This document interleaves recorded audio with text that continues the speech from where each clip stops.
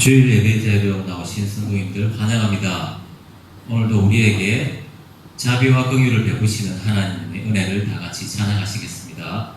주의 인자는 끝이 없고 주의 인자는 끝이 없고 주의 인자는 끝이 없고 그의 자비는 무궁하며 아침마다 새롭고 늘 새로우니 주의 성실이 금이라. 성실하신 주님, 주의 인자는 끝이 없고 그의 자비는 무궁하며 아침마다 새롭고 늘 새로우니 주의 성실이 금이라. 성실하신 주님, 아침마다 새롭고 늘 새로우니 주의 성실이 금이라. 성실하신 주님, 모든 이름 위에 뛰어난 이름 예수는 주, 예수는 주. 모두 무릎 꿇고 경배를 드리세. 예수는 만유의 주님, 예수는 주, 예수는 주. 온전한 만물을 얼어 그 보좌 영광을 돌리세. 예수, 예수, 예수는 주. 모든 이름 위에 뛰어난 이름 예수는 주, 예수는 주. 모두 무릎 꿇고 경배를 드리세.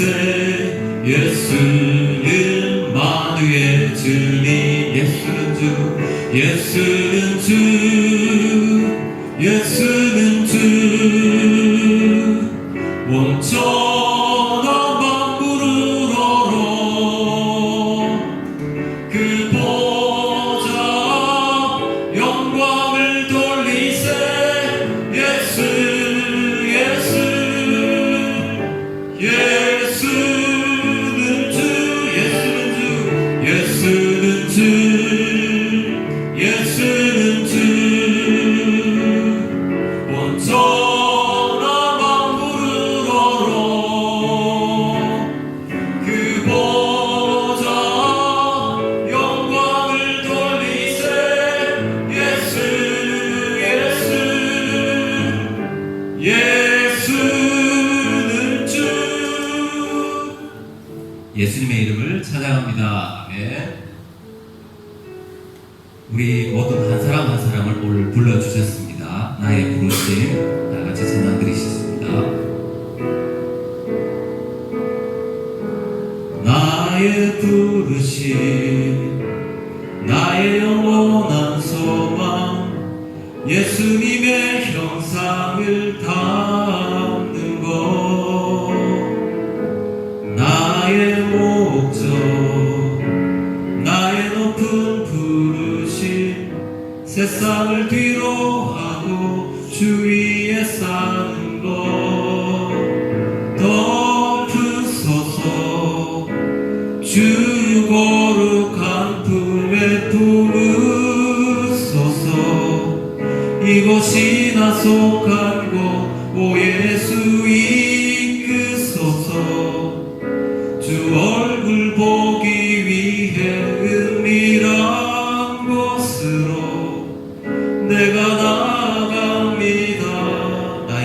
부르심 나의 부르심 나의 영원한 소망 예수님의 형상을 닮는 것 나의 목적 나의 높은 부르심 세상을 뒤로 하고 주 위에 사는 것 덮으소서 주 거룩한 품에 품으소서 이곳이 나 속한 곳 오 예수 이끄소서 주 얼굴 보기 위해 은밀한 곳으로 내가 나아갑니다 나의 부르심 나의 부르심 나의 영원한 소망 예수님의 형상을 닮는 것 나의 목적 나의 높은 부르심 세상을 뒤로 하고 주 위에 사는 것 사는 것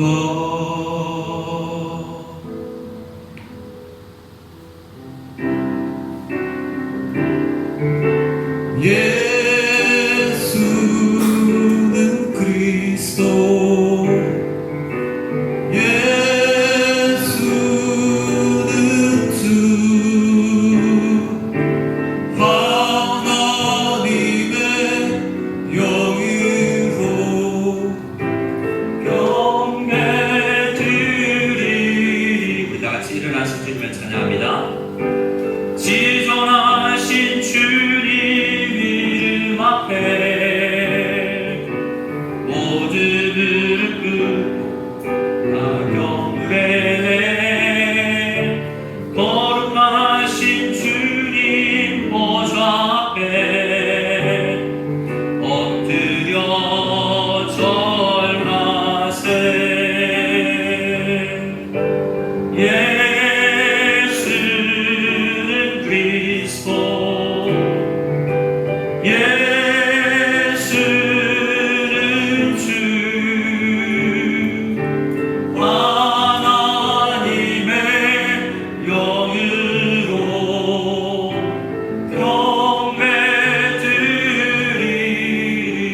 경배드리리 우리 시간 하나님 앞에 한 목소리로 기도하며 나가기를 원합니다.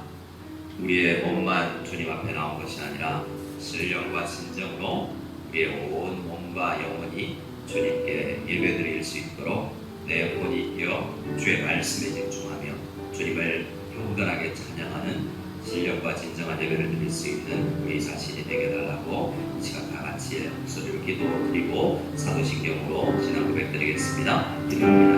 하나님 아버지 감사합니다. 말씀 주께서 주의 말씀들이 교회에서 감사하는 감사하겠습니다.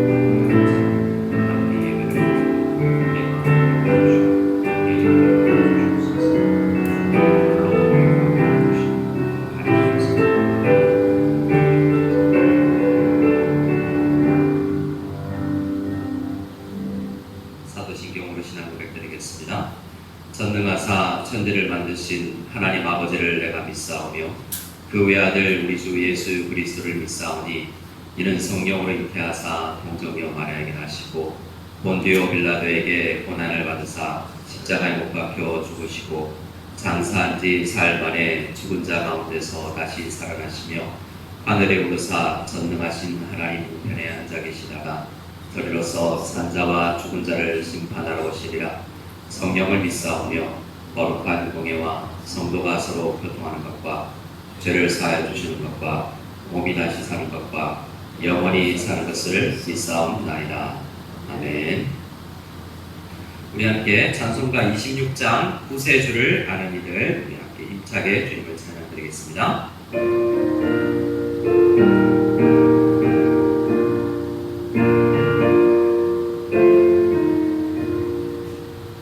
구세주를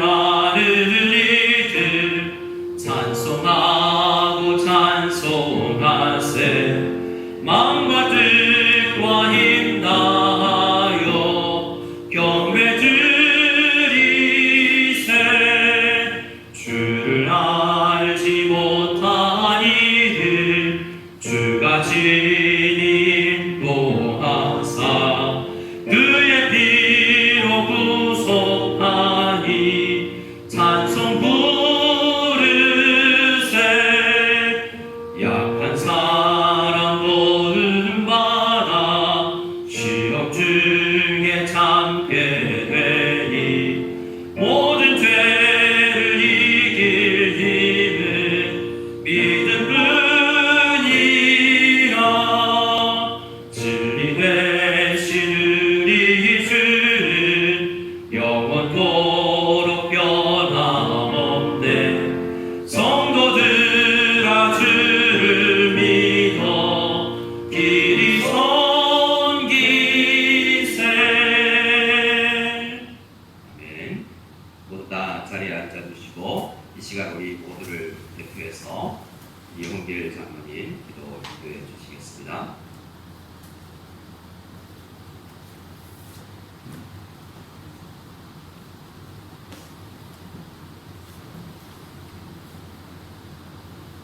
사랑과 은혜의 주님, 언제 끝날지 모르는 전염병의 기간을 살면서 일상의 어려움과 경제적인 불안, 불확실한 내일 등 절망적인 순간들이 너무 많지만 이런 속에서도 연약한 저희들을 부르셔서 예배하게 하심을 감사드립니다. 주님께서 우리에게 주신 생명을 우리의 죄와 강팍한 심령을 갖고 우리의 잘못으로 함부로 살아온 우리의 잘못임을 고백합니다. 그럼에도 우리에게 세상이 알 수 없는 평안과 담대함을 주셔서 이 어려움을 이기고 나아가게 하심을 감사드립니다. 저희는 너무 연약합니다. 주님, 무속에서 중국에서 교회를 섬기는 것은 가보지 않은 길을 가는 것이기에 더욱 주님만을 바라볼 수밖에 없습니다. 우리의 모든 형편을 주님께서 잘 아시오니 사망의 권세를 깨뜨린 부활의 주님께서 능력과 소망으로 넘기 힘든 많은 일들을 잘 감당하도록 은혜를 주시옵소서. 다가오는 국경절과 추석 연휴 기간을 잘 보내게 하시고 하루속히 코로나19가 진정되어 일상이 회복되게 하시며 무속연합교회가 거룩한 교회가 되어 주님의 마음을 잘 알고 중국 땅과 주님의 손길이 필요한 곳에 선한 청지기 역할을 잘 감당하게 도와주시옵소서. 새신자 가족들이 모이지 못하는 상황에도 주님을 사모하고 잘 정착하게 하시고 대학 입시 준비하는 학생들에게 끝까지 기도로 나아가게 하옵소서. 병중에 있는 성도들과 여러 모양으로 아픔을 겪고 있는 성도들 가정을 위로해 주시고 성도들과 선생님들의 비자가 잘 해결되도록 공유를 베풀어 주옵소서. 본 오프라인에서 진행되는 모든 모임 가운데 은혜를 더해 주시고 안전한 모임 되게 하여 주시며 삼재교회의 임재리 흡성과 입주 가운데 그리고 우리 공동체가 같이 사용할 장소도 적정한 시기에 잘 정할 수 있도록 은혜를 구합니다. 무속연합교회를 잘 섬기라고 보내주신 김 선생님이 오직 주님을 의지하여 성도들의 연약함을 격려하고 영적인 성장을 잘 감당하도록 지혜와 은총을 주시옵소서. 오늘도 내일도 함께 하시는 주님을 찬양하며 비록 좁은 길이지만 주님과 동행하는 삶을 잘 감당할 수 있도록 영적 분별력과 솔로몬에게 주었던 지혜를 더해 주셔서 늘 믿음으로 승리하며 하나님께 영광을 올려드리고 행동하는 믿음을 잘 감당케 해주실 것을 믿으며 우리를 구원해 주신 예수님의 이름으로 기도드립니다.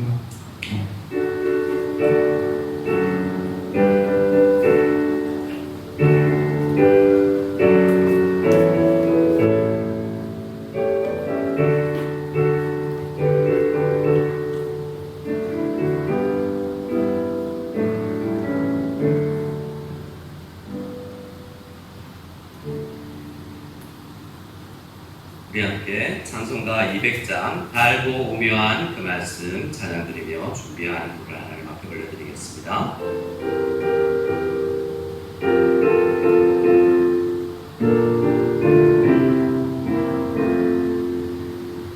달고 오묘한 그 말씀 생명의 말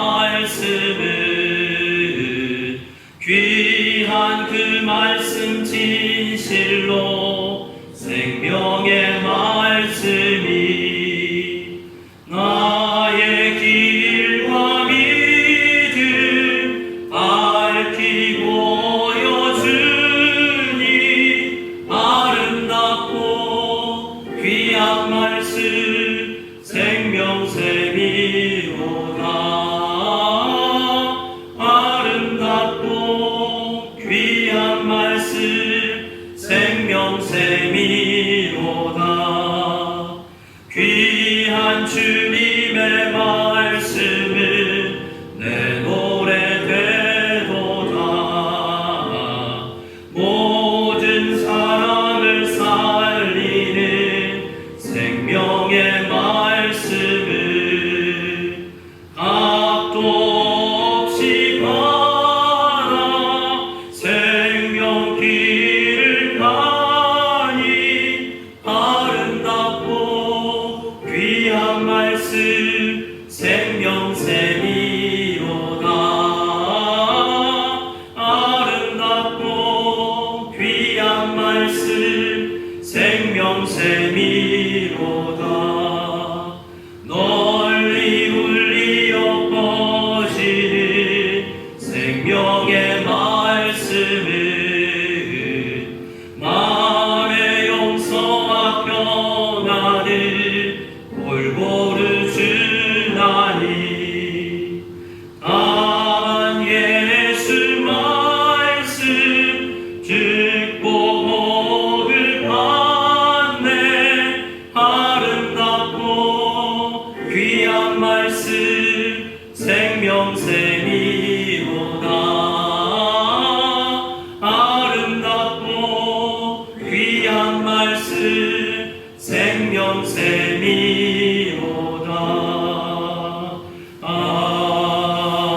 아멘. 함께 고음기도 올려드리겠습니다.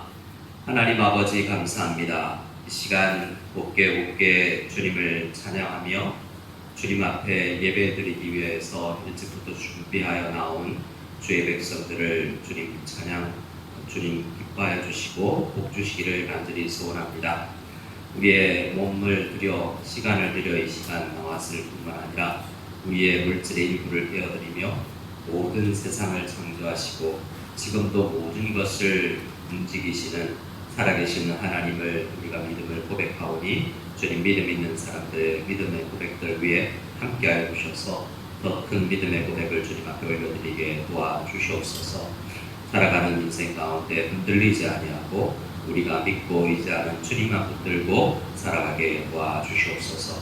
가량의 감사의 제목과 구제의 헌금과 또 10의 1조와 주님께서 원하시는 자원하는 마음으로 드린 모든 마음들 가운데 위로하여 주시고 축복도 하여 주시고 더 풍성이 있을 것이 넘치게 하여 주시옵소서. 우리와 함께하여 주시고 복 주실 줄 믿사오며 우리에게 복이 되시는 예수 그리스도의 이름으로 축복하며 기도드리옵나이다. 아멘. 우리 함께 하나님의 말씀 찾기 전에 우리 교회 소식 같이 보기를 원합니다. 교회 소식 주보를 참고해 주시고요. 계속해서 잠시 이렇게 모일 수 있는 상황도 되지 않아서 이렇게 모이고 있습니다. 우리 다음 주일까지 이렇게 모이고요. 그 다음 주부터는 조금 확대해 나가보자 하는데요. 오늘 우리가 회의를 해보고 나서 결과는 늘 주중에 우리 구역장님들을 통해서 말씀드리도록 하겠습니다. 급격하게 갑자기 우리 광고가 오더라도 잘 참고해 주시고 전달해 주시면 감사하겠습니다. 전교인 야외 모임을 10월 11일에 계획했는데요. 이것도 상황에 따라 변동은 될 수 있습니다. 지난주 결과는 이렇게 전체로 한번 모이자라는 것이었는데 상황을 봐서 다시 안내를 해드리도록 하겠습니다. 구역 모임은 국경절 방학을 지나고 나서 10월 11일부터 남녀구역이 다시 모임을 시작하도록 하겠습니다. 국경절 방학이 있습니다. 우리 중국 무속 지역에 처음 오신 분들은 익숙하지 않으시겠지만 우리 국경절 기간, 교회 방학 기간을 가지는데요. 특별히 우리 교육자들이 재충전의 기간을 가질 수 있도록 하겠습니다. 또 먼 곳에서 함께 주중에 만나지 못하시는 성도님들 아마도 대부분 무속당에 계실 것 같은데 친밀한 교제가 있기를 원합니다. 9일 금요일부터 금요 모임부터 시작할 수 있도록 하겠습니다. 오늘 예배 모임 시작이 있습니다. 새가족 모임이 또 추가 수료식이 3기가 있습니다. 오늘 사진을 올려드리겠습니다. 얼굴도 확인해 주시고 서로 얼굴 보고 사진 보고 축복해 주시기 바랍니다. 학습 입교 세례 유아 세례식이 11월 8일 교회들 개장 예정입니다. 지난주에는 만 15세로 세례가 나갔는데요. 다시 확인해서 만 14세로 조정합니다. 그래서 참고하셔서 신청해 주시기 바랍니다. 교육 일정은 아래와 같고요. 시간은 각 사람들의 상황을 보아서 조정할 수 있도록 하겠습니다. 신청 후에 다 함께 모일 수 있는 시간을 조정할 수 있도록 하겠습니다. 아래 성도의 교제란에 보면 파송가족의 이봉호 심세진 집사님 가정이 이번 주간에 출국하게 되십니다. 우리 주재원 기간을 마치고 돌아가는 우리 그 가정을 축복해 주시기 바랍니다. 성도의 교제가 넘치시길 바랍니다. 우리 함께 하나님의 말씀을 찾겠습니다. 하나님의 말씀은 우리 주보 2페이지를 보시고 성경을 찾으시기 바랍니다.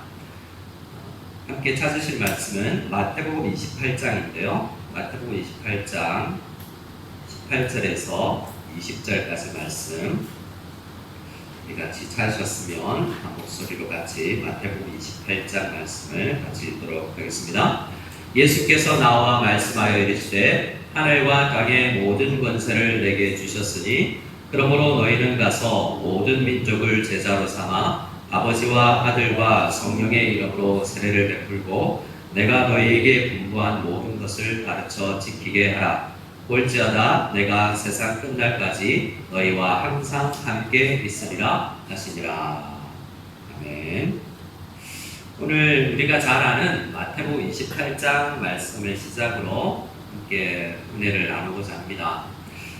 하나님은 우리가 믿는 하나님을 여러분 얼마나 사랑하십니까? 하나님은 우리가 하나님을 사랑하는 것보다 하나님께서 우리를 큰 사랑으로 사랑하시는 줄 믿습니다. 우리 하나님을 생각할 때 제일 먼저 하나님을 믿고 나서 저 개인적으로도 고민이 됐던 부분이 하나님께서 왜 세상을 창조하셨을까라는 부분이에요. 많은 종교들을 보면 그 신이 부족하거나 필요해서 뭔가 일거리를 주려고 자기는 놀고 사람들에게 일거리를 주려고 자기의 필요를 따라서 사람들을 창조했다고 다른 신화들은 이야기해요. 근데 성경은 절대로 그렇게 이야기하지 않거든요. 하나님은 무언가의 도움이 필요하지 않고 우리의 찬양도 필요하지 않으신 분이다라고 이야기해요. 그래서 하나님은 하나님 안에 끌어넘치는 사랑과 활적인 그 은혜로 그 하나님에게 있는 것을 나누어 주려고 우리를 창조하셨다라는 것이 성경이 이야기하는 바입니다. 그 세상을 창조하시기 전에 하나님은 뜻을 세우셨는데요. 하나님이 뜻을 세운 그것은 자기가 창조한 피조물들이 절대적인 충분히 마음에서 자유롭게 흘러나오는 순종으로 하나님의 뜻을 따라 사는 것을 계획하셨어요. 그런데 하나님의 창조물인 가장 아름다운 창조물인 사람들이 그것에 실패하고 불순종하게 된다는 이야기가 있습니다. 그런데 하나님은 그것까지도 알고 계셨던 것 같아요. 그래서 그 사람들 중에 하나님께서 원하시는 자들을 정말 마음에서 다시 원래 계획했던 순수한 마음으로, 풍성한 마음으로, 순종하는 마음으로 하나님의 뜻을 찾아서 살기를, 따라서 살기를 순종하는 사람들을 만들어 간다라는 이야기가 성경의 이야기입니다. 그런데 많은 사람들은 점점 더 타락해서 가죠. 하나님이 없다라고 할 뿐만 아니라 하나님이 이런 세상을 만들었을 리가 없다. 이렇게 악이 존재하고 이렇게 나빠 보이는 세상을 하나님이 만들었을 리가 없다고 하나님이 없는 상태에서 과학, 역사, 문학 많은 일들을 하고 있어요. 그런데 하나님은 점점 더 부패해져가는 세상을 가만히 두지 아니하시고 때로는 심판하시기도 합니다. 어떤 큰 심판이 몇 번 성경에 나와 있는데요. 노아 때에는 물로 많은 세상을 심판하셨습니다. 또 소돔과 고모라는 유황과 불로 그 세상을 불태우기도 했어요. 그러한 이야기가 우리에게 알려주시는 것은 무엇이냐면 하나님은 죄를 가만히 두지 않으시는 분이구나라는 것을 나타내 준다는 겁니다. 그런데 성경이 또 하나 이야기하는 것, 지난주에 우리가 살핀 거죠. 이렇게 하나님은 지금 우리가 살고 있는 이 온 세상을 물이나 불로 심판하셔도 우리는 아무런 소리를 할 수가 없어요. 지금 순간에 온 지구를 멸망시켜도 우리는 할 말이 없어요. 이 지구와 온 우주를 무너뜨려버리고 새로운 세상을 창조한다고 해도 하나님 앞에 적어도 우리는 할 말이 없다는 겁니다. 그런데 하나님은 물이나 물로 심판하지 아니하시고 일정한 사람들에게 은혜를 베푸기를 원하신다라는 것이 지난주에 우리가 함께 나누었던 말씀의 요지입니다. 우리 복습의 차원에서 지난주 우리 85문을 함께 묻고 답하기를 원합니다. 85문을 제가 물을 때 답해 주시기 바랍니다. 우리의 죄로 말미암아 마땅히 받아야 할 하나님의 진노와 저주를 피하게 하시려고 하나님께서 우리에게 요구하시는 것은 무엇입니까? 우리의 죄로 말미암아 마땅히 받아야 할 하나님의 진노와 저주를 피하게 하시려고 하나님께서 우리에게 요구하시는 것은 예수 그리스도를 믿고 생명에 이르는 회개를 하며 우리에게 구속의 은덕을 끼쳐 주시려고 그리스도께서 쓰시는 모든 방도를 부지런히 사용하시는 것입니다. 네, 감사합니다. 자, 우리는 죄가 있고 하나님은 죄를 싫어하시고 그래서 우리는 하나님의 진노와 저주 아래에 있는 존재다라고 말씀을 나눴죠. 그런데 희한하게 하나님은 그 가운데서 사랑을 또 베푸셔서 그들을 구속하기를 원하셨습니다. 그때 은혜를 나눠받기 위해서 우리에게 필요한 것이 있는데 이것조차도 우리에게 생겨난 것이 아니라고 말씀드렸는데 그 세 가지가 믿음, 회개, 그리고 오늘 우리가 함께 나눌 은혜의 방도라는 것입니다. 은혜의 방법은 은혜의 방도는 은혜의 방법, 은혜 받는 길이라고도 표현할 수 있겠어요. 지난주는 믿음과 회개에 대해서 함께 나눴다면 은혜를 체험하며 살아가는 성도의 삶의 자세에 있어서 오늘은 우리에게 구속, 예수 그리스도께서 십자가와 부활로 이루어 놓으신 것, 그 객관적인 사실을 우리 한 사람 한 사람에게 나누어 주시려고 선택한 방법, 그것 가운데 어떤 방도가 있는지를 함께 살펴보기를 원합니다. 자, 그래서 이 질문 이후에 88문은 그것을 묻고 있습니다. 88문을 제가 읽어드릴 때 여러분들이 답해 주시기 바랍니다. 그리스도께서 우리에게 구속의 은덕을 끼치는 데 쓰시는 통상적인 방도는 무엇입니까? 그리스도께서 우리에게 구속의 은덕을 끼치는 데 쓰시는 통상적인 방도는 그분이 정하신 것인데 특히 말씀과 성례와 기도입니다. 이 모든 것이 택함받은 사람들에게 구원을 위하여 효력 있게 됩니다. 감사합니다. 자, 그리스도께서 은혜를 주시려고 정하신 특별한 방법이 있고 통상적인 방법이 있다라는 겁니다. 그 통상적인 방법은 세 가지인데요. 말씀, 성례, 기도입니다. 세 가지입니다. 다시 한번 저를 따라해 줄까요? 말씀, 성례, 기도. 말씀, 성례, 기도입니다. 이 세 가지가 말씀과 성례와 기도가 하나님께서 우리에게 은혜를 베푸시기 위해 사용하는 가장 빈번하고 가장 일반적인 방법이다라는 거죠. 그래서 이 방법을 우리가 잘 알고 잘 사용하는 것이 중요합니다. 오늘은 그 은혜의 방도 중에서 첫 번째 말씀에 대해서 나누고자 해요. 말씀을 잘 아는데요? 라고 생각할 수 있겠지만 오늘 우리가 나누는 말씀을 통해서 설교 말씀을 통해서 다시 한번 정리하고 잘 전달할 수 있는 우리가 되었으면 좋겠습니다. 마태복음 28장을 우리가 읽었는데요. 제가 다시 한번 읽어드리겠습니다. 예수께서 나와 말씀하여 이르시되 하늘과 땅의 모든 권세를 내게 주셨으니 그러므로 너희는 가서 모든 민족을 제자로 삼아 아버지와 아들과 성령의 이름으로 세례를 베풀고 내가 너희에게 분부한 모든 것을 가르쳐 지키게 하라. 볼지어다 내가 세상 끝날까지 너희와 항상 함께 있으리라 하시니라. 아멘. 자, 이 마태복음 28장이 기록된 상황, 아니 실제 그 상황은 어떤 상황이냐면 예수님께서 십자가에서 죽으시고 3일 만에 부활하셔서 인류의 모든 죄를 해결하신 이후에 이 땅에 일정 기간 머무시다가 이제 승천하시기 전에, 하나님 아버지 우편으로 승천하시기 전에 11명의 제자들에게 명령하시는 장면입니다. 마지막 명령이라고 할 수 있죠. 예수님께서 이루시는 죄악으로 타락한 세상, 이 세상을 회복하는 거대한 일을 하려고 이 세상에 오셨어요. 어떤 일이라고요? 하나님은 말씀, 우리 창세기 처음부터 이야기하는 타락한 세상을 회복시키는 놀라운 일, 이 일을 위해서 이 땅에 오셨다는 거예요. 근데 그 일을 이루기 위한 놀라운 기초를 닦으시고 이제 하늘나라로 가신다고 이야기합니다. 그래서 제자들에게 지금 하시는 말씀이 뭐냐면, 그 놀라운 하나님 나라 회복 프로젝트에 제자들을 쓰겠다라는 거예요. 너희들이 이제 나의 손과 발이 되어서 이 일을 해야 된다. 그들이 세워야 될 나라는 보통 나라가 아니에요. 흔히 우리가 하나님 나라라고 이야기할 수 있는 이 나라의 회복은 보통 일이 아닙니다. 여러분, 나라를 세운다는 게 얼마나 어려울까요? 우리는 영화나 드라마를 통해서 나라 세우는 일들에 대해서 잘 알고 있습니다.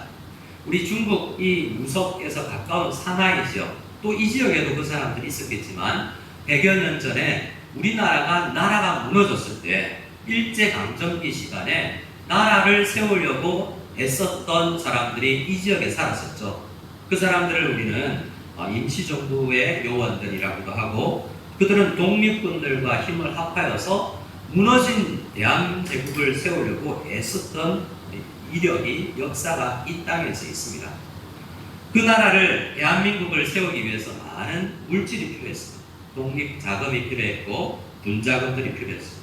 군대도 필요했고, 많은 사람들의 노력과 에너지가 필요해서, 그리고 우리나라 사람들만의 힘으로가 아니라 강대국들의 일정한 도움이 없이는 나라가 세워질 수 없었어요. 그러한 독립을 애썼던 여러 시도들이나 나라들이 있었지만 많은 나라들이 숲으로 돌아갔지 않습니까? 이렇게 세상 나라 하나를 세우는데도 엄청난 에너지와 노력이 필요합니다. 대부분 그 일을 이룬 사람들은 놀라운 지식을 가지거나 힘을 가지거나 전략을 가진 사람들이죠. 그런데 지금 예수님께서 하나님 나라를 세우겠다고, 회복하겠다고 쓰시려는 요원들의 면면을 보세요. 11명의 제자들을 한번 생각해 보시라는 거죠. 우리가 아는 지식을 동원해서 지금 이 말씀, 마태복음 28장 18절에서 20절의 말씀을 듣고 있을 제자들의 모습을 한번 어울려 보라는 겁니다. 그들은 얼마 전까지 죽음을 피하려고 자기가 모시는 예수님 스승님이 감옥에 갇혀서 또 매를 맞고 죽었었기 때문에 자기들도 죽지 않으려고 걸어 하나 살려라 도망가서 숨어 지내는 사람이에요. 아마 제가 생각할 때 제대로 씻지도 못하고 구석진 곳에 있다가 나와서 예수님을 만났을 수 있습니다. 그들의 출신 배경을 봐도 전혀 이해가 안 돼요. 대부분이 어부입니다. 너도 갈릴리 사람이지? 라고 누구나 알 수 있을 만한 외모와 어투. 대부분 그 사람들은 배우지 못한 변방의 사람들이거든요. 그리고 어떤 사람들은 세상 사람들에게 매군 거라고, 나라 팔아먹는 로마 정부의 앞잡이로서 우리 민족의 혈세를 말아먹는다고 생각하는 그러한 손가락질 받던 세리, 그런 사람들이 지금 11명이에요. 그들은 큰 학식도 없고 돈도 없고 권력도 없는 사람이에요. 근데 하나님께서는 그들에게 어떤 프로젝트를 주신다고요? 원대한 하나님 나라를 세우는 프로젝트를 주시는 거예요. 말이 안 되지 않습니까? 놀라운 일 아니에요. 영화의 제목처럼 미션 임파서블, 이거 할 수가 없어 보여요. 그런데 예수님은 이 일을 추진하고 계십니다. 왜 그렇습니까? 하나님 나라를 세우는 일은 사람에게 달려있는 것은 아니기 때문에. 20절 말씀을 같이 한번 볼까요? 20절 말씀을 같이 읽겠습니다. 시작. 내가 너에게 분부한 모든 것을 가르쳐 지키게 하라. 볼지어다 내가 세상 끝날까지 너희와 항상 함께 있으리라 하시니라. 내가 세상 끝날까지 너희와 항상 함께 있으리라 라는 약속, 이 약속은 내가 너 옆에 있어 줄게, 너에게 힘이 되어 줄게, 이 이야기가 아니에요. 너희들이 하는 것 같지만 하나님 나라 세우는 프로젝트는 원래도 내가 계획했고 지금까지 이룰 수 있는 초석을 십자가와 부활로 만들어 놓은 것도 나고 18절의 말씀처럼 하늘과 땅의 모든 권세가 나에게 있기 때문에 내가 그것을 하는 것이고 너희는 나와 함께 옆에서 그것을 지켜보고 목도하게 될 것이다 라는 이야기를 하고 있는 거예요. 그들의 사람의 힘으로 하나님 나라가 세워지는 것이 아니라는 거예요. 그러나 제자들도 할 일이 있어요. 쓰임받는 일이 있습니다. 이것은 축복을 누리는 거예요. 하나님은 그것을 누리는 일에 제자들을 초청하고 있는 것입니다. 이 제자들의 모습이 사실 오늘날 우리 교회들의 모습과 같은 거예요. 교회는 돈으로 일하는 것이 아닙니다. 역사를 보면, 기독교 역사를 보면 교회는 숫자로 일하지 않습니다. 그런데 현재 우리 많은 교회들, 대한민국 교회들은 숫자로 뭔가를 하려는 경향이 많고 돈으로 하나님 나라를 세우려는 경향이 있고 권력자들을 배출해서 하나님 나라를 세워가려는 경향이 우리에게 있어요. 교회는 아무리 연약해도 몇 사람이 되지 아니하여도 세상 끝날까지 함께 하신다고 약속하신 하늘과 땅의 모든 권세를 가지신 그분을 믿고 그 하나님 나라 세우기 프로젝트에 나아가는 교회가 올바른 교회요, 하나님께서 쓰시는 교회라는 것입니다. 자, 우리 오늘 말씀의 주제는, 성경의 주제는 무너진 나라를 회복시키는 거라고 이야기했죠. 그러면 하나님은 이 11사람을 시작으로 지금 교회를, 하나님 나라를 세우시는데 어떻게, 어떤 방법으로 세우실까? 그것이 이 말씀 안에 또한 기록되어 있습니다. 하나님 나라는 어떻게 세워질까라는 질문입니다. 19절 말씀을 보면 그 나라는 세례를 주면서 세워지는 것이다 라고 이야기해요. 제자 만들기와 세례는 다른 이야기가 하지만 성삼위 하나님과 한 몸을 이루게 하는 작업이에요. 그래서 다음 주부터 성례에 대해서 이야기하겠지만 성례를 통해서 하나님 나라가 세워져 나가는 거예요. 성삼위, 성부, 성자, 성령의 한 몸이 되는 거예요. 예수님께서 우리와 함께 해주신다고 그랬죠. 교회는 예수님의 몸이잖아요. 머리는 예수님이라면 우리의 몸이에요. 그의 몸이 되는 것이 성례라는 것입니다. 그래서 다음 주에 이 부분을 더 다루도록 할 텐데요. 하나님 나라가 세워지는 또 가장 중요한 방법, 그것이 20절에 있습니다. 다시 한번 우리 20절을 같이 한 목소리로 읽기를 원합니다. 같이 읽겠습니다. 내가 너에게 분부한 모든 것을 가르쳐 지키게 하라. 볼지어다 내가 세상 끝날까지 너희와 항상 함께 있으리라 하시니라. 하나님 나라는 어떻게 세워지느냐?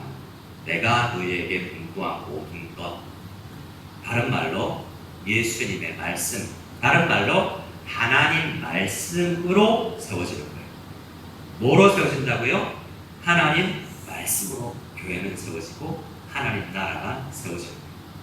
아무리 돈이 많고 아무리 권력이 많아도 말씀이 살아있지 않은 교회를 통해서는 하나님 나라가 세워지지 않는 거예요. 하나님은 11명의 제자에게 그들에게 돈을 요구한 것도 아니고 다른 어떤 똑똑한 것을 원하는 것이 아니라 말씀의 사람이 되라 라고 이야기합니다. 하나님은 이 명령만 주시고 가만히 있는 것이 아니라 교회 안에 말씀을 가르치는 사람도 주시고 직분자들을 주시고 또 대부분 어떤 직분들은 말씀을 잘 가르쳐지는지 전달되고 있는지를 확인하는 직분도 주십니다. 장로님들과 주집사님들 같은 직분들이죠.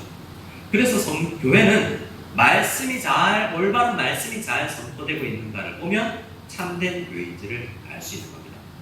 우리 자녀들이 고등학교를 졸업하고 대학을 가면 한국이나 타국에서 교회를 찾는데요. 스스로 교회를 찾을 수 있는 능력이 길러져요.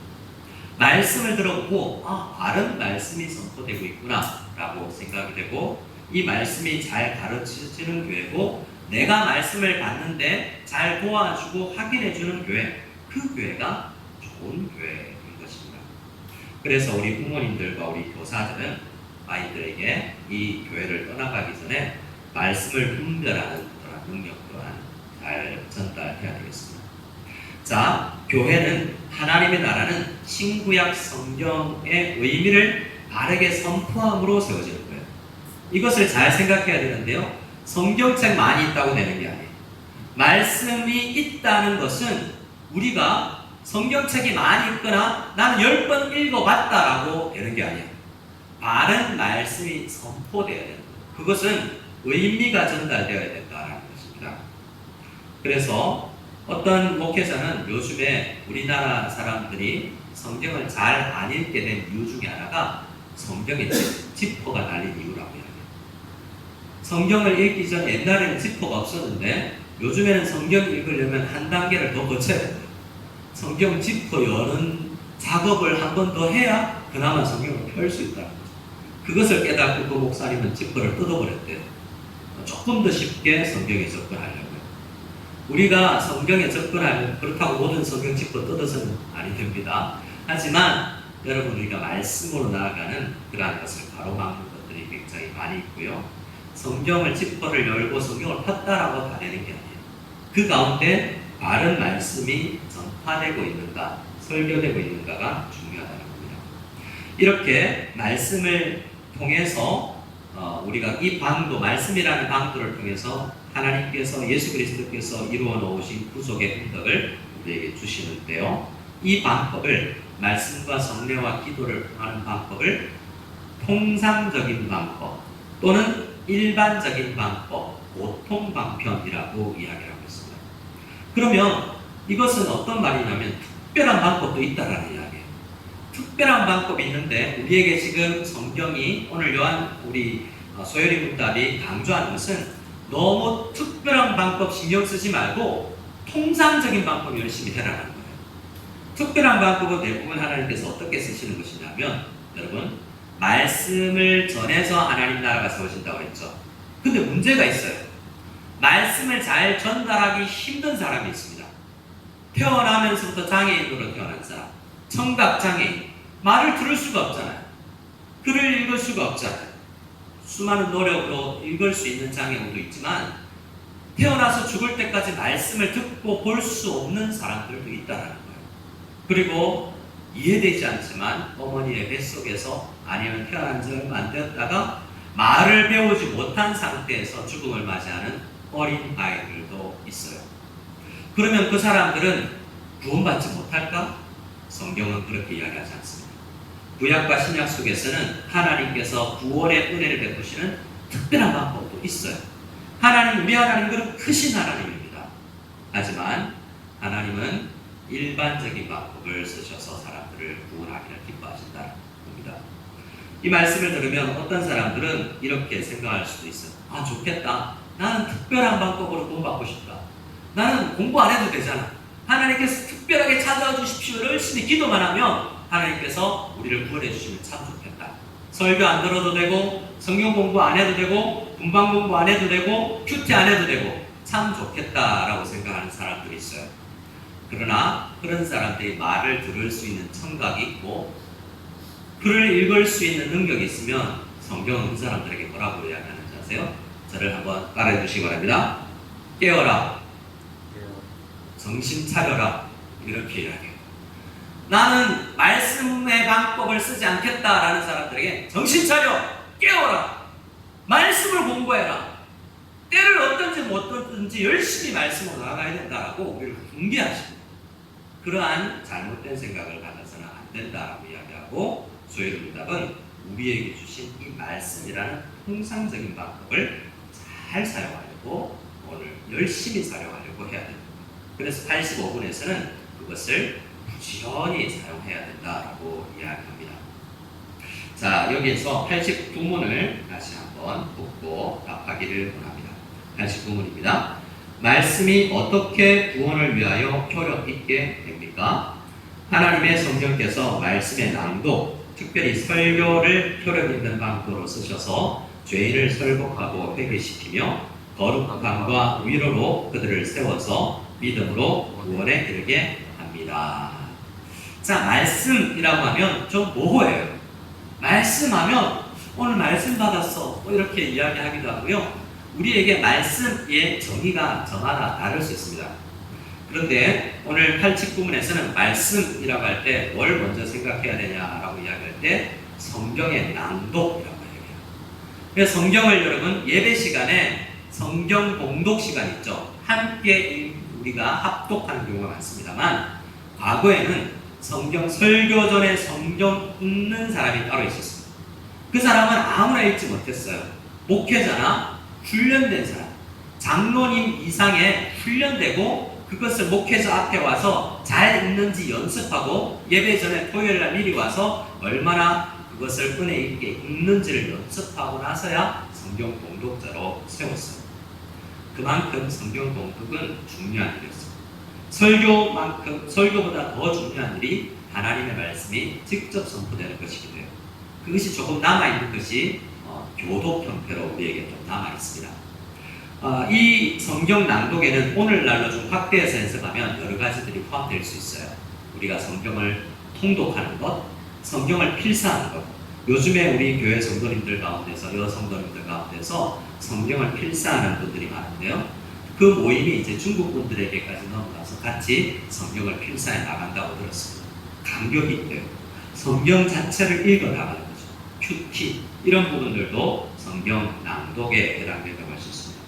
그런데 하나님께서 특별하게 쓰시는 은혜의 말씀을 통한 은혜를 주시는 방법이 있는데 그것을 설교, 강설이라고 이야기하고 있어요.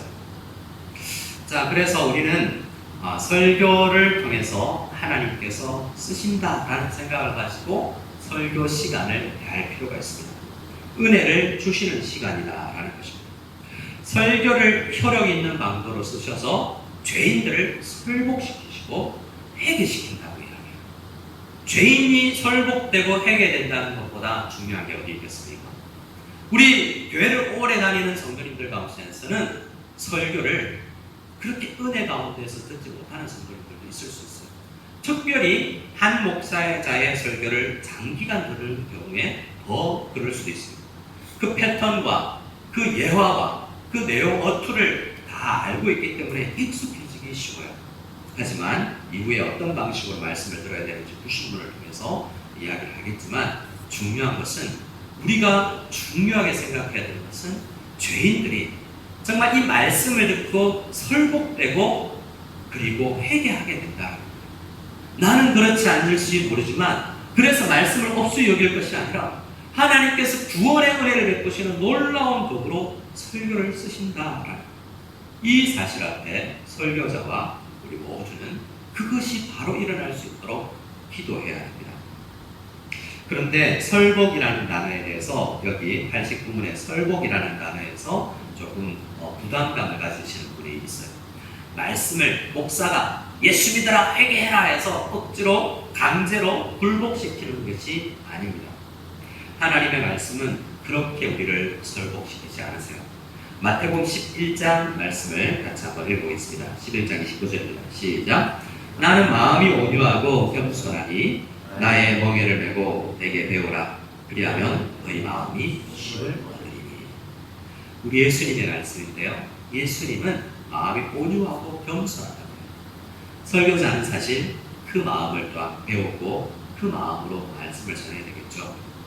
설교를 쓰시는 하나님은 강제로 무릎 꿇어 하지 않으시는 분이라는 것입니다.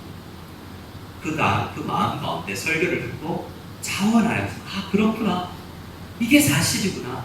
내가 죄인이구나 라는 것을 깨닫게 하시고 자복하게 하셔서 스스로 하나님 앞에 무릎 꿇기, 기쁜 마음으로 무릎 꿇게 하시는데 설교를 쓰신다는 겁니다. 그래서 이 일이 잘 시행될 수 있도록 우리는 기도해야 되겠습니다. 교회의 직분자, 특별히 목사가 설교를 하죠. 하지만 설교라는 것을 이야기할 때도 여러분 우리는 조금 더 자세하게 볼 필요가 있습니다.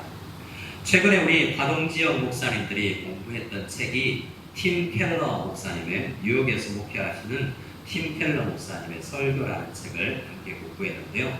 그 책을 보면 설교 사역, 말씀 사역을 세 가지 레벨로 나눕니다. 첫 번째 레벨은 그냥 사적인 대화예요. 우리 성도님이 조금 연약한 성도님과 식사 한번 합시다, 차 한잔 마십시다 해서 대화 나누는 거 있죠. 근데 그 사람 만나기 전에 내 마음 가운데 내가 오늘 나에게 있는 은혜를 좀 나누고 싶다라는 생각으로 대화 나누는 거 있죠. 그것을 첫 번째 레벨의 말씀 사역이라고 이야기해요. 모든 성도들이 참여하는 거죠. 두 번째 레벨의 말씀 사역은 소그룹, 우리 구역 모임 같은 거예요.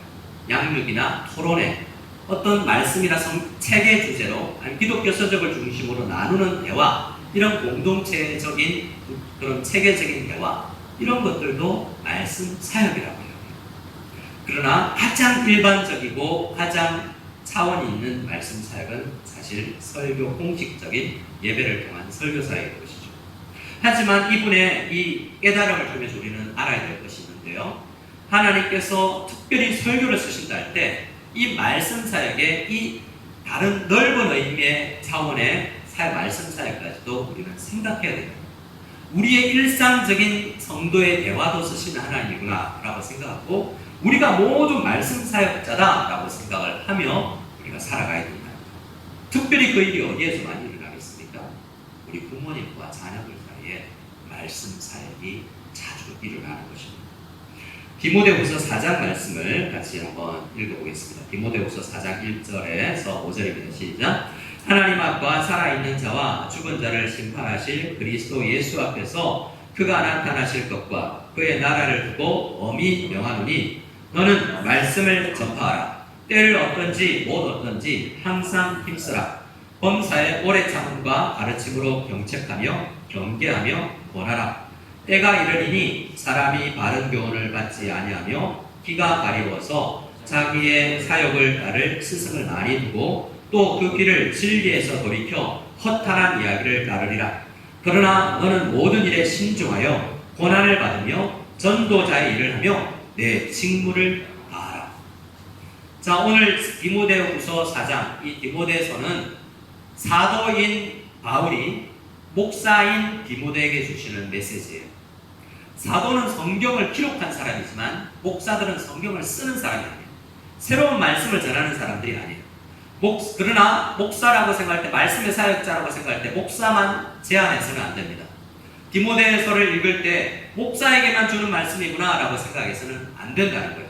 앞서 세 가지 차원의 레벨을 말씀드렸던 것처럼 우리 모두는 말씀 사역자예요. 그래서 오늘 말씀 5절처럼 너의 직무를 다하고 있니? 라고 우리 주님은 우리에게 묻는 거예요. 첫 번째 레벨에 자녀들과 식탁에서 영화를 보고 산보를 하면서 말씀을 나누는 그 직무를 다하고 있니? 라고 묻고 있고, 구역 안에서 땅 이야기, 직장 이야기, 자녀 이야기, 학교 이야기 말고 말씀 이야기를 하면서 잘 나누고 있니? 라고 우리에게 점검하고 있는 거예요. 세상은 점점 말씀을 듣게 하지 않으려는 우리 성도들의 귀를, 눈과 귀를 다른 곳으로 빼앗아 나가려는 하는, 진리를 해서 돌이키게 하는 그런 허탄한 이야기들로 많이 우리를 유혹하고 있는 세상에 우리를 살고 있습니다. 주중에 한 우리 성도님을 만나서 교제를 했는데요. 성도님이 자녀가 타 지역에 있는 기독교 학교에 다니고 있대요. 그 학교는 핸드폰과 컴퓨터를 못 쓰게 한대요. 남아도는 시간에 이제 심심해서 책을 본다. 자, 생각해보면요. 핸드폰, TV가 없이 1년을 지나도 뉴스를 안 봐도 희한하게 우리는 세상을 살고 있어요. 드라마를 보지 않아도 어떤 의미에서 허탄한 이야기를 우리 시간을 많이 뺏기지 않아도 우리 힘있게 재미있게 인생을 살 수 있어요. 더 하나님께서 기뻐하는 재미들과 힘있는 것들이 많이 있는데도 말이에요. 우리가 무엇에 자녀들과 우리 자신의 시간을 빼앗기고 있지 않은지 잘 생각해 봐야 돼요. 오늘 말씀은 너는 말씀을 전파하라. 너는 내 직무를 다 하라. 라고 이야기하고 있음을, 성경이 우리에게 명령하고 있음을 잘 생각해야 되겠습니다. 특별히 이 말씀 앞에서 말씀을 전하는 저와 우리 사역자들이 우리 본문의 구세를 너무 그리고 다시 말씀 사역자로서의 부르심에 다시 한번 천착해야 되겠습니다. 그날을 해봅니다. 자, 지금까지 내용들 늘 설교의 제목이지 않습니까? 또 구신문에서 다루는 것도 우리가 이렇게 알고 있는 것이지만 적어도 앞에 있는 이야기를 기반으로 해서 구신문을 통해서 우리는 결단하고 오늘 예배 자리를 나갔으면 좋겠습니다. 이 구신문을 깊이 좀 생각했으면 좋겠습니다. 자, 구신문을 제가 질문할 때 답해 주시기 바랍니다. 하나님의 말씀을 어떻게 읽고 들어야 그것이 구원을 위하여 효력 있게 됩니까? 하나님의 말씀이 구원을 위하여 효력 있게 되려면 우리는 부지런함과 준비와 기도로서 말씀에 집중하며 그 말씀을 믿음과 사랑으로 받아들이고 우리의 마음에 간직하고 우리의 생활에서 실천해야 합니다. 감사합니다. 오늘 이 구신문에서는 그냥 설교의 자리, 예배의 자리에 앉아있지 말라고 이야기해요. 89문까지는 어떤 의미에서 전하는 사람의 관점에서 이야기한다면 구신문은 듣는 사람들 청중의 관점에서 이야기를 하는 거예요. 여러분, 자, 인터넷으로 예배를 드리는 우리 청소년 자녀 여러분, 여기 이 부분에 여러분 집중해 주세요. 오늘 구신문에서는 우리 여러분들에게 4가지를 요구해요. 설교 자리에, 말씀의 자리에, 어머니든 교사 선생님이든 예배 시간이든 말씀의 자리에 앉았을 때 이 4가지를 우리에게 요구하고 있다는 것을 성경을 요약을 우리에게 알려줍니다. 첫 번째, 부지런함과 준비와 기도로서 말씀을 들을 것을 준비하라고, 집중하라고 이야기합니다. 부지런함과 준비와 기도로서 말씀에 집중해야 된다고 이야기해요. 우리의 주의 집중력이 굉장히 흐트러지는 경우가 많지 않습니까? 게임을 할 때 그 집중력 어디 갔어요? 하나님의 말씀에 집중할 수 있는 집중력을 우리에게 주셨어요. 그래서 부지런하게 준비하여서 기도로서 말씀에 집중하려고 해요. 식사기도 한번 잘하는 것에 부족한, 어려워하는 여러분들에게 말씀에 집중하라고 요구하는 것이 때로는 가능할까라는 생각도 들지만 나이를 불문하고 가능합니다. 우리 조국 대한민국은 말씀 사랑의 민족이었다고 선교사들이 100여 년 전에 우리 땅에 들어왔던 선교사님들이 어떻게 이 대한민국 조선 사람들은 말씀을 얼마나 사랑하는지 16길, 4km, 10km 걸어서 자기 먹을 걸 싸집어지고 와서 말씀을 듣고 간다라고 이야기를 했던 민족들이에요. 어떤 민족에게도 없었던 말씀 사랑의 부지런함과 기도와의 준비가 우리 교회, 우리 조국 교회에 있었던 것입니다. 두 번째, 믿음과 사랑으로 받아들이고 라고 하고 있습니다. 그냥 받아들이는 것이 아니라 한 귀로 듣고 한 귀로 흘러가는 것이 아니라 지난주 설교했던 것이 그냥 귀에 들어와서 바로 빠져버리는 것이 아니라 3번, 세 번째, 우리의 마음에 간직을 해요. 간직하지 못하는 세대가 있으며 말씀의 홍수여서 수많은 말씀을 듣는데 하나 남아있는 게 잘 없는 세대가 오늘날 우리가 살아가는 세대일 수 있어요. 홍수 속에 마실 물이 없다는 것처럼 정말 간직하는 비법을 배워야 돼요. 네 번째, 우리의 생활에서 실천입니다. 마음 가운데 간직한다고도 끝난 게 아니에요. 말씀의 실천으로 옮겨지지 않고서는 그것이 말씀 사역이 제대로 되었다라고 할 수 없습니다. 이러한 4가지가 우리 듣는 이 가운데 자연스럽게 매주 일어나고 있는지 잘 점검해 보아야 합니다. 사도 바울은 많은 설교 사역을 했던 분이죠. 여러 민족, 여러 지역, 여러 도시, 여러 사람들에게, 직업군에게 말씀을 전하는데요. 말씀을 전하다 보니까 말씀 듣는 자세가 참 다르다라는 것을 발견했다라고 이야기합니다. 데살로니가 2장 말씀에 보면 13절입니다. 이러므로 우리가 하나님께 끊임없이 감사하는, 사도 바울이 감사하고 있죠. 뭘 감사하고 있어요? 너희가 우리에게 들은 바 하나님의 말씀을 받을 때에 사람의 말로 받지 아니하고 하나님의 말씀으로 받으니. 무엇 때문에 감사하다고 이야기하고 있습니까? 내 말 들어줘서 감사해가 아니에요. 이게 하나님의 뜻이다, 하나님의 뜻을 이루고 있구나라는 거예요. 우리는 설교를 들을 때 혹여나 잘못되면 저 나한테 하는 소리지, 나한테 삐져서 하는 소리지, 나한테 치려고 하는구나, 이런 이야기를 할 때가 있어요. 그렇게 받아서는 안 됩니다. 때로는 나보다 못 배운 사람의 이야기 아닌가? 나보다 나이가 어리잖아. 이렇게 우리는 생각하면서 말씀을 받지도 말아야 됩니다. 하나님의, 사람이 전하는 하나님의 말씀인데 하나님의 말씀처럼 와닿다라는 거. 누가요? 데살로니가 교회 성도들입니다. 제가 싱가포르에 가서 설교를 한번 했던 적이 있는데요. 목사님께서 저에게 이야기를 하시는 것이 그 교회에서 가장 세상 말로 학벌이 딸리는 사람이 자기들이에요. 성도님들이 싱가포르에 모인 성도님들이 대부분 석박사, 유학파, 한국에서 유명한 대학 나왔는데 자기만 수능 점수로 제일 낮은 학교를 나왔더래요. 그래서 위축이 되더래요. 그러나 나중에 이 말씀, 내가 하나님의 말씀을 전하는구나라는 것을 생각하고 그 위축됨을 극복했다라고 이야기해요. 자기 자신에만 있었던 마음이에요. 전하는 자나 받는 자나 이렇게 하나님의 말씀을 다룬다라는 생각을 해야 된다는 것입니다. 그런데 사도행전 17장 말씀을 보면 이러한 말씀이 있습니다. 베레아에 있는 사람들은 데살로니가에 있는 사람들보다 더 너그러워서 간절한 마음으로 말씀을 받고 라고 이야기하고 있습니다. 자, 데살로니가 사람들보다 더 간절히 말씀을 받는 사람들이 있다는 거예요. 데살로니가 사람들이 잘 못하는 게 아니라 이 베레아 지역의 교회 성도님들이 더 월등하게 집중력과 부지런함과 준비와 기도로 말씀에 집중했다는 거죠. 어떤 교회, 어떤 사람들은 학벌이 아니라 그들에게 주어져 있는 자세를 통해서 하나님의 말씀이라고 그러면 어떤 것들보다 집중해서 들어야지. 믿음과 사랑으로 받아들일 자세, 마음에 간직하려는 자세, 또한 이것을 진리라면 실천해야 되겠다는 결단에게까지 가는 그러한 간절한 마음이 있는 성도들이 있더라. 어떻게 이 마음이 생겨나는지는 우리가 또 다른 말씀을 보아야 되겠지만 우리의 기도 제목이 되리라.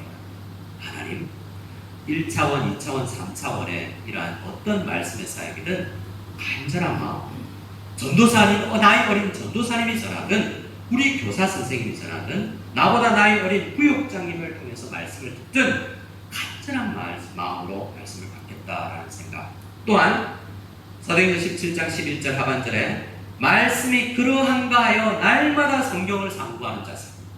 무턱대고 받아들이고 아무 것이나 아멘하는 것이 아니라 일부 목사들이 정말 말도 되지 아니하는 자기 요구를 할 때 아멘하고 이야기한 것이 아니라 내가 알고 있는 지식과 기본적으로 알고 있는 지식과 정말 이것이 맞는 것인가, 무엇이 진리인가를 생각하면서 깊이 날마다 상고하는 자세가 우리 청소년 여러분들에게 너무 필요하다는 거예요. 여러분들 충분히 하실 수 있어요. HSK 5급 6급 받는 자격이 그런 능력이 있잖아요. 영어도 잘하죠. 중국어 성경도 읽을 수 있고 영어 성경도 읽을 수 있잖아요. 쉬운 성경까지 읽어가며 우리는 말씀에 집중할 수 있습니다. 말씀의 이러한 자세는 지금 베레아 성교회 성도들의 자세는 오늘 소리문다 90분에서 우리에게 알려주는 그러한 자세입니다. 마지막으로 이 데살로니가 교회와 베레아 교회에게 나타나 있지 않은 자세가 있는데요. 야고보서 1장에 나와 있는 자세입니다. 우리 같이 1장 22절에서 우리 25절 말씀까지 같이 읽겠습니다. 시작. 너희는 말씀을 행하는 자가 되고 듣기만 하여 자신을 속이는 자가 되지 말라. 누구든지 말씀을 듣고 행하지 아니하면 그는 거울로 자기의 생긴 얼굴을 보는 사람과 같아서 제 자신을 보고 가서 그 모습이 어떠했는지를 곧 잊어버리거니와 자유롭게 하는 온전한 율법을 들여다보고 있는 자는 듣고 잊어버리는 자가 아니요 실천하는 자니 그 사람인 그 행하는 일에 복을 받으리라. 네. 누가 말씀 사역의 혜택, 복을 받아들입니까? 말씀을 부지런히 연구하여서 기도하여 집중하여 듣고 믿음과 사랑으로 받아들여서 그것을 간직하여서 늘 되새김질하여서 손과 발로 생활로 실천하는 사람, 그 사람이 말씀의 복을 누릴 수 있습니다. 그 전까지 사실은 깨달음은 정신적인 기쁨에 지나지 않을 수 있습니다. 자, 우리는 복을 누려야 됩니다. 복을 잘 못 누리는 사람들을 예를 들면서 23절과 24절에 야고보 사도가 우리에게 예를 들어주는 게 있어요. 그런 사람은 마치 어떤 사람과 같냐면 거울 보고 나가서 자기 모습을 잊어버린 사람이래요. 그럴 리가 있겠습니까? 사진도 있고 거울 보면 자기 자신의 얼굴을 알 텐데 이게 무슨 말이죠? 거울을 보고 가서 자신의 모습을 보고 와서 그 모습이 어땠는지 잃어버린 기억력이 없다라는 거예요. 그게 아니고 우리 거울을 왜 봐요? 넥타이가 잘 메어졌는지 혹시 와이셔츠에 뭔가 묻지 않았는지 얼굴에 밥 먹고 나서 밥풀이 튀진 않았는지 이 사이에 고춧가루가 끼지 않았는지를 확인하려고 보잖아요. 그런데 누가 봐도 얼굴에 덕지덕지 뭐가 붙어 있는데 거울 보고서도 그대로 사는 사람이라고. 그런 사람이 어떻게 복을 받겠냐는 거죠. 말씀을 들을 때 이렇게 살면 안 되는데 라는 생각이 든다는 것이 복을 받다는 거예요. 하나님 나 죄인입니다 라고 생각이 들었다면 거울을 보았지 않냐라는 거죠. 그럼 왜 그대로 사느냐라고 우리에게 이야기를 하고 있는 거죠. 그대로 살면 안 된다. 얼굴에서 화풀 띄고 고춧가루 제거하고 치카치카하고 그리고 옷매무새를 가다듬고 살아야 정상적인 삶이 아니겠냐라고 우리에게 이야기하는 겁니다. 말씀을 간직하고 말씀을 실천할 수 있게 통독이 되었든지 필사가 되었든지 암송이 사라진 시대인데 암송을 하든지 우리가 하나님의 말씀을 간직해야 되는데 유명한 설교, 인터넷 설교를 듣는 것에서 마치 배경음악처럼 틀어놓고 좋다 하고 그냥 즐기는 대로 끝나버릴 수 있게 한 말씀을 듣더라도 그 말씀 안에서 하나님 나에게 해주시는 말씀이 무엇입니까? 라고 우리는 간절히 기도하며 말씀을 들어야 되겠습니다. 그러한 말씀을 들었던 교회들마다 그렇게 말씀을 전했던 교회들마다 부흥의 역사가 일어납니다. 그 부흥의 역사가 사도행전이에요. 사도행전 말씀을 제가 읽어드리면서 사도행전은 무엇을 우리에게 전하려는 성경인가? 말씀이 바로 선포되고 말씀을 간절히 받는 교회들을 통해서 하나님의 나라가 세워지더라는 거예요. 연약함, 배운 것 없고 돈 없고 권력 없는 사람들로 시작된 그 교회가 말씀을 전파하고 때를 얻든지 못 얻든지 전파하고 간절히 받고 간직하고 실천하는 그러한 촌부들과 시골 사람들, 이방인들을 통해서 하나님의 나라가 강대하게 세워지고 그것을 가로막을 수 있는 어떠한 세상의 힘도 없다라는 것이 사도행전에서 이야기하는 것입니다. 우리가 그 교회를 꿈꾸는 거예요. 중국 안에서 살아가는 우리는 하나님의 말씀을 가로막는 것 같은 형상 가운데서 살아갑니다. 하지만 어떤 것도 말씀 사역을 가로막을 수 없다라는 것이 성경이 우리에게 증거합니다. 사도행전 4장에서 이야기합니다. 베드로의 기도입니다. 사도들의 기도입니다. 하나님 무서워요. 이 공권력이 무섭습니다. 로마 정부가 무섭고 예수님을 죽인 이 칼이 무섭습니다. 그러나 이 칼을 없애주십시오라고 기도하지 아니하고 종들로 하여금 이 상황 가운데서도 담대하게 하나님의 말씀을 전하게 하여 주시옵소서라고 기도하고 있습니다. 환경의 변화가 아니라 말씀을 잘 전하는 담대함을 달라고 기도하고 있죠. 그랬더니 성령 하나님께서 그들에게 충만한 은혜를 주셔서 담대히 하나님 말씀을 전할 수 있는 사람이 되게 했습니다. 성령 충만은 말씀의 전달과 관련되어 있습니다. 방언 기도와 기도를 오래 하는 것이 아니라 성령 충만한 사람은 말씀을 지혜롭게 쉽게 잘 전달하는 사람이라는 거죠.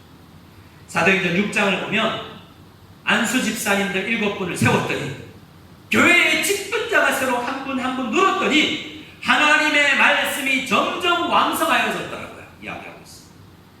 직분이 그런 거예요. 말씀 전하는 사람이 더 말씀에 집중할 수 있는 환경을 마련해 주고 짐을 나누어주는 것, 말씀이 잘 전달될 수 있는지를 확인하는 것. 직분자가 세워졌더니 7집사, 스데반 집사님을 기득하여 7집사님을 세웠더니 하나님의 말씀이 점점 왕성하였더라. 그리고 제사장에도 허다한 제사장의 무리도 예수님을 죽였던 데 긴밀히 참여하였던 제사장들조차도 그들의 직장이 날아가는 일이지만 예수 믿으면 제사장 못하는 일이지만 직업을 버려주면서까지도 이 노예, 하나님의 말씀의 노예에 복종하더라는 놀라운 역사가 7명의 집사가 늘어났더니 생겨났던 역사라고 해요. 사도행전 19장 20절에 이와 같이 주의 말씀이 힘이 있어 흥왕하여 세력을 얻고 그 아무것도 막을 수 없더라는 말씀 사역의 역사를 이야기합니다. 사도행전 28장은 사도행전 마지막 부분입니다. 제일 마지막 구절입니다. 우리 30절에서 31절 같이 한 목소리로 읽기를 원합니다. 같이 읽습니다. 바울이 온 이태를 자기 셋집에 머물면서 자기에게 오는 사람을 다 영접하고 하나님의 나라를 전파하며 주 예수 그리스도에 관한 모든 것을 담대하게 거침없이 가르치더라. 할렐루야. 아멘. 바울 사도가 땅끝까지 가서 복음 전했다는 놀라운 광범위한 선교 사역을 성경이 이야기하는 것이 아니라 사도행전이 강조하는 것은 그가 있는 곳이 집이면 집, 감옥이면 감옥, 길이면 길, 어디에 있든지 하나님 나라, 예수 그리스도의 말씀, 예수 그리스도께서 이 땅에 계실 때 우리에게 분부한 모든 말씀을 가르치는데, 전파하는데 애썼다. 어떻게 그렇게 할 수 있었습니까? 하나님 두렵습니다. 그러나 담대하게 거침없이 가르칠 수 있고 전파할 수 있는 힘을 주십시오. 기도하면서 나아갔을 때에 그것이 이루어졌다. 자녀들을 두려워하지 마세요. 말씀을 전파해. 기도하여서 어떻게 우리 아들에게 딸에게 사춘기를 지나고 있는 우리의 자녀들에게 말씀을 전할까? 어떻게 내가 학문이 없는 내가 나보다 더 똑똑한 부여원들에게 말씀을 전할까? 어떻게 저 하나님을 모르는 사람에게 하나님의 말씀을 전할까? 기도하는 자에게 은혜를 주시고 깨달음을 주시고 지혜를 주실 줄 믿습니다.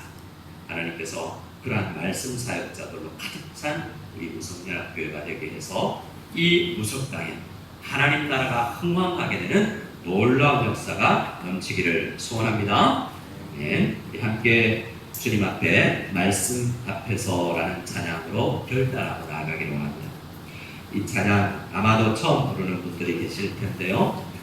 우리 함께 말씀 주제를 생각하면서 우리의 마음을 결단하며 주님 앞에 나아가기를 소원합니다.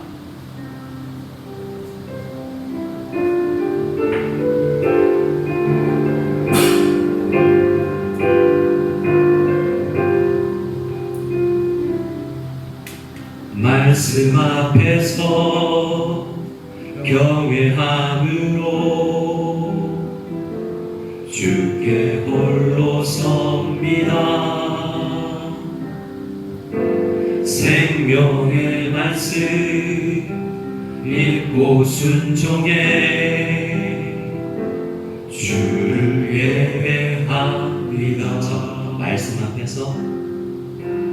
말씀 앞에서 경외함으로 주께 홀로 섭니다. 생명의 말씀 읽고 순종해 주를 예배합니다. 기록된 말씀 힘이 있어서 진리로 우리 거룩해 하며 거룩한 말씀 세세 영원히 복음이 되어 말씀하시네. 하나님 말씀에 두려워 떠는 자, 그 말씀에 생명을 거는 자, 한 사람 찾으시는 주님의 약속을 믿어. 하나님 말씀에 운명을 거는 자, 순종하며 주 따라가는 자, 영원한 하나님 나라 일어날 주의 교회여 일어나라. 말씀 앞에서 경외함으로 주께 홀로 섭니다. 생명의 말씀 읽고 순종해 주를 예배합니다. 기록된 주님의 말씀, 기록된 말씀 힘이 있어서 진리로 우리 거룩해 하며 거룩한 말씀 세세 영원히 복음이 되어 말씀하시네.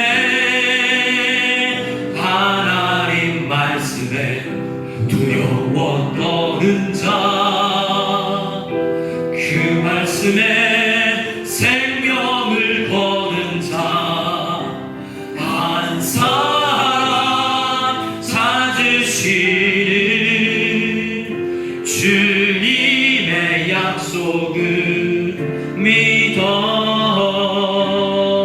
하나님 말씀에 운명을 거는 자,